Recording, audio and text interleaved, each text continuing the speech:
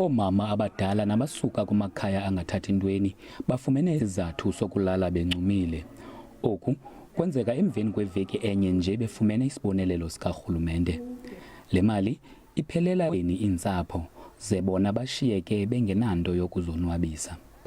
Ayikwazi tu tata uzifeza zonke, iphelele ekutyeni, nasekutyeni ayeneli.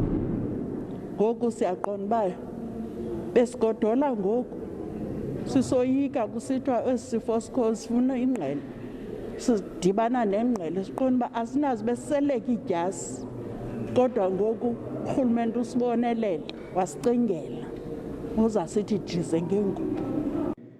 Urhulumente uthi le yinxalenye yokubulela igalelo lamanina ekulweni indlala. Siyalazi idini abazenza lona, bathathe imali abaziphiwa ngurhulumente zenkamnkam bazisebenzisele abantu abasebatsha abanawo amandla okusebenza.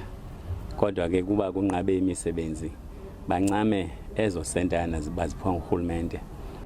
Eli sebe liza kuya nakwezinye iindawo liyokunikela eluntwini.